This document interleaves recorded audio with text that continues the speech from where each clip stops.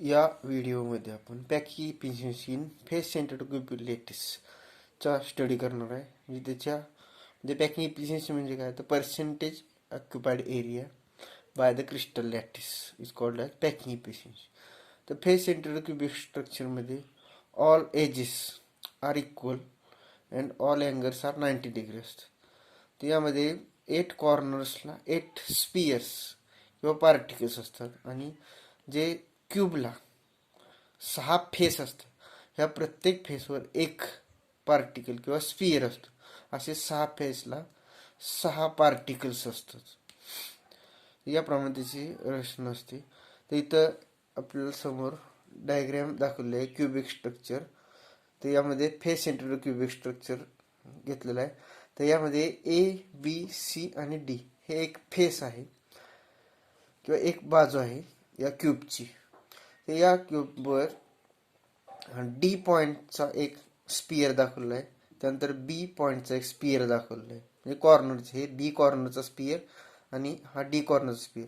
त्यानंतर हा जो ABCD फेस आहे, बाजू आहे या क्यूबची, या फेसच्या बरोबर मध्ये एक स्पियर किंवा पार्टिकल दाखवलं. तर असे टोटल ह्या फेसवर 3 स्पियर्स आहेत. तर आपल्याला याच्यामध्ये त्यानंतर या बी आणि डी मध्ये एक डॉटेड लाईन दाखवली. तर यामध्ये याचा स्टडी करताना आपल्याला फेस ABCD जे आपण कन्सिडर केलेलं आहे, यावर एक हे डॉटेड लाईन काढल्यामुळं या ठिकाणी एक ट्रायंगल मिळाला. हा राईट अँगल ट्रायंगल म्हणजे काटकोन त्रिकोण आहे. BC आणि D हा राईट अँगल ट्रायंगल आहे. बी ट्रायंगल BC अँड D हा राईट अँगल ट्रायंगल आहे. तर ह्या राईट अँगल ट्रायंगलला जर आपण पायथागोरस थेरम अप्लाय केलं तर आपल्याला इक्वेशन मिळतं BD square is equal to BC square plus CD square. तर आता इथं या सर्व एजेस ह्या इक्वल आहेत. CD ही एज ए घेतली आपण, सर्व एजेस एक इक्वल आहेत, त्यामुळे CD ही एज एक आहे, ए आहे. त्यानंतर BC ही एज सुद्धा काय असणार आहे, एच असणार आहे. म्हणजे सर्व एजेस कुठलं इक्वल असल्यामुळे आपण त्या ए स्मॉल ए या सिम्बॉल एडिट केले आहेत. तर यामध्ये इक्वेशनमध्ये आपण BC ची व्हॅल्यू जी आहे, BC जी ए कन्सिडर केली ते भरणार आहोत आणि CD इथं भरणार. तर BD square is equal to a square plus CD ची व्हॅल्यू ए स्क्वेअर. त्यानंतर आपण BD square is equal to a square plus a square is equal to 2a square. जर याचा स्क्वेअर रूट घेतला दोन्ही साईडचा तर BD is equal to root 2a मिळतं आपलं. BD is equal to root 2a. त्यानंतर फ्रॉम फिगर, तर फिगरमध्ये बघा इथं D पॉईंटचा हा स्पियर आणि B पॉईंटचा स्पियर, त्यानंतर ह्या फेसचा मधला एक स्पियर. तर यामध्ये आपलं रेडियस किती आहे ते कॅल्क्युलेट करायचं. कुठल्या डिस्टन्समध्ये बी पासून डी पर्यंत जे स्पियर्स आहेत यामध्ये रेडियस किती आहे. तर या डी स्पियर जो आहे याचा रेडियस हा R. त्यानंतर हे सेंटरचं स्पियर आहे फेस सेंटरचं, तर इथून इथपर्यंत या पॉईंटपर्यंत हा R रेडियस. त्यानंतर या सेंटरपासून या पॉईंटपर्यंत हा R रेडियस.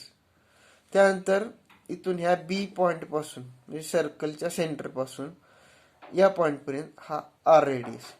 असे total BD is equal to 1 2 3 4 R होती. तर BD is equal to 4R. हे इक्वेशन नंबर 2 मिळालं आपल्याला. त्यानंतर equation number 1 and equation number 2 जर आपण कम्पेअर केलं तर त्याची लेफ्ट साईड सेम आहेत, म्हणून राईट साईड सुद्धा सेम असते. मग काय घेतलं, 4R is equal to root 2a. तर 4 आपण राईटला घेतलं तर R is equal to root 2a upon 4. तर याचा स्क्वेअर रूट घेतला तर R is equal to a upon 2 into square root. हे इक्वेशन मिळालं. R ची व्हॅल्यू आपल्याला मिळाली, R is equal to a upon 2 into root 2. त्यानंतर जो फॉर्म्युला तुम्हाला माहित आहे याच्या अगोदरचा, व्हॉल्यूम ऑफ स्पियर किंवा one sphere, volume of sphere और particle is equal to 4/3 pi R cube. तर आरची व्हॅल्यू आपण जे वरच्या इक्वेशनमध्ये मिळालेली आहे त्या इक्वेशनमध्ये आपण सबस्टिट्यूट करणार आहोत. 4/3 pi square bracket a upon 2 into √2 bracket complete cube. त्यानंतर 4/3 पाय a क्यूब, इथं क्यूब असल्यामुळे a क्यूब फॉर्म झाला. त्यानंतर हेच क्यूब केला तर 1/2 इंटू √2 क्यूब. त्यानंतर हे कॅल्क्युलेशन सॉल्व केल्यानंतर फायनल इक्वेशन मिळते आपल्याला pi into a cube divide bye 12 into √2. त्यानंतर face centred cubic lattice structure contains 4 particles. हे आपण अगोदरच्या व्हिडिओमध्ये स्टडी केला आहे. तर सिंपल क्युबिक स्ट्रक्चरमध्ये 1 पार्टिकल असतो, बॉडी सेंटर्ड क्युबिकमध्ये 2 पार्टिकल असतात आणि फेस सेंटर्ड क्युबिक स्ट्रक्चरमध्ये 4 पार्टिकल्स असतात. तर यानुसार या ठिकाणी आपल्याला या इक्वेशनमध्ये व्हॉल्यूम ऑफ 1 स्फिअर मिळाले पाय a क्यूब अपॉन 12 √2. त्यानंतर आपल्याला काढायचं व्हॉल्यूम ऑफ 4 पार्टिकल्स, कारण face centred cubic structure 4 particles, त्यामुळं volume of 4 particles is equal to 4 into pi a cube upon 12 into √2. हे आपण सॉल्व केल्यानंतर आपल्याला इक्वेशन मिळतं pi a cube divide by 3 इंटू √2. त्यानंतर नेक्स्ट फॉर्म्युला आहे packing efficiency is equal to volume of 4 particles divide by volume of cube into 100. तर volume of 4 particles आहेत याप्रमाणे पाय a क्यूब अपॉन 3 इंटू √2 divide by a cube into 100. हे आपण सिम्प्लिफाय a क्यूबला कॅन्सल केल्यानंतर पाय अपॉन 3 इंटू √2 इंटू 100. तर पायची व्हॅल्यू या ठिकाणी सबस्टिट्यूट केली 3.14 डिवाइड बाय 3 इंटू √2 इंटू 100. तर हे कॅल्क्युलेट केल्यानंतर आपल्याला 74 मिळते. म्हणजे फेस सेंटर्ड क्युबिक स्ट्रक्चरमध्ये जे पॅकिंग इफिशियन्सी म्हणजे पर्सेंटेज ऑक्युपाईड एरिया, व्यापलेली जागा जी आहे हे असते 74%.